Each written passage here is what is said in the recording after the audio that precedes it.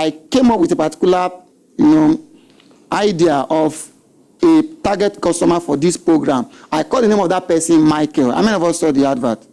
Okay, I mentioned Michael, the challenges Michael had, and the threat that is going to happen if Michael doesn't deal with that particular challenge.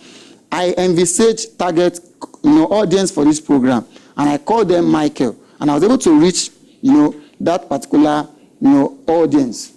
So after I sent out that advert, I saw people showing interest, they want to attend. Why? Because I've been able to identify the target audience for this program. So the first one is business idea. The next one is what? Understand your target customer. That's BU. The next letter, I'm talking about business now. The next letter is S. Okay, under U, we still have unique selling proposition. So you must have something that differentiates. I'm sure that you can identify a particular apple out of all this. Which one comes to your mind? Red. The red. There are several apples here, but the one that comes in contact with your eye first is the red because it is differentiated. It is unique. Now, there's a reason why you will leave several people or several businesses and go to a particular one to patronize them. If you want to eat, for example, you will leave some fast food and go to a specific one. There are several banks beside your house that you will not transact with. You prefer to go and open an account in a particular bank. Am I correct? The reason why you are doing that is because there's something unique about the one that you prefer. Are we together? So why will people leave several businesses and come to patronize you? If you are doing the same thing that every other person is doing, there will be no need for them to leave others and come and meet you. Are we together? So there must be something that is unique about your business. It could be the way you package it. It could be the value it offers. It could be the speed. It could be how easy you can use it or something. But there should be something unique about your business. Next slide. The next one is SWOT analysis. I'm sure many of us are familiar with the word SWOT, with the acronym SWOT. SWOT stands for strengths, weakness, opportunities, and threats. What are your strengths? If you are going to any business, ensure you acquire the necessary skill, knowledge. Those will serve as your strength. You might not have enough capital to start, but you might have the right attitude. It's a strength. Do you understand? So, what are your strengths? Itemize your strengths in your area of business. What are your weaknesses? What are the things that you are not so good at? What are the things that are very difficult or that your competitors are doing far better than you? Those are your weaknesses. Then what are the opportunities available to you? You might have necessary network. You might have the required experience. Those are opportunities. So you need to leverage on them. Then T stands for threats. What are the threats that if you don't take care of it, it's going to affect your business? You need to identify that threat. For some persons, their accounting system is not in order. That could be a threat. Do you understand? So you need to identify all this. Then the next point is innovation. Can we echo it together? Innovation. Before now, computer is as big as this room. I hope you know that. But somebody thought of it, okay, can we compress it? Okay, they make it to television size, desktop, and we now have the laptop. Now we have tablet, and it keeps evolving. Tomorrow, I won't be surprised if you just use your eye as computer. You just say something like open file, and it will open in your presence and things like that. So there's a better way to do what you are doing at the moment. You can see how it keeps evolving. And this is not even the end state. I hope you agree with me. Soon we have, probably light that you will not even need to see physically like this, but it will just, do whatever you want it to do. Last week on my way, I saw somebody was recording video shoots, and he was using drone. Before now, the cameraman have to climb, or use a big stick or something. But with the drone, you can be in one location, and the drone will be, covering it from different particular location. So you need to look at how to keep improving what you are doing. There's a particular brand of phone that was so popular in Nigeria. I hope you know that particular brand. I don't mention a name.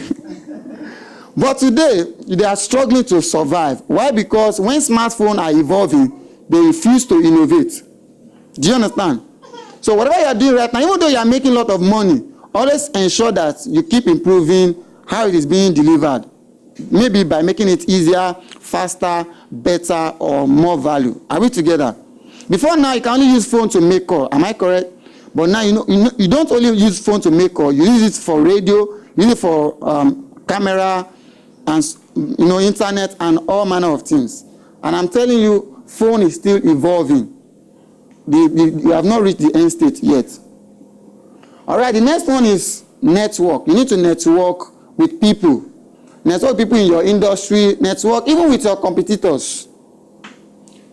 We have several people from different field of endeavor here. Network with one another. This person might be into what you need. You can partner together. Do you understand? So you need to, from time to time, keep networking with people and expand your business. The next one is electronics. You need to leverage on internet, leverage on IT. There's a better way to do what you are doing at the moment. And one of the better ways to do it is to leverage on IT. Experience. What experience do you have over the years? You need to leverage on it and bring it to your business and say I can use it to improve your business. Then ensure that your business has structure. Ensure that you put structure in place. And one of the ways you can do that is ensure that your business is registered, have effective management team, have the right accounting system, have the database of your clients. How many of us have database of our clients? Okay, you need to have database of your clients so that you can keep, sending them information from time to time, get feedback from them, and so on. Have a business plan or business model. We are going to talk about how to do all this along the line. Have a pricing structure, have a system in place, customer relationship management, and legal documentation. Ensure that you take legal matters with all seriousness. I gave an example. There was a time people took Mark Zuckerberg to court about Facebook. But one of the ways that he was able to win the case was because there was a vesting agreement in place. And what do you mean by vesting agreement? It means, for example, you have 4 people you are going to business and you want to run it for like 4 years. So 4 of you can share the profit in 4 places, right? So if the investment is 1 million naira, each person is going to have how much? 250,000 naira or $250,000, depending on the denomination.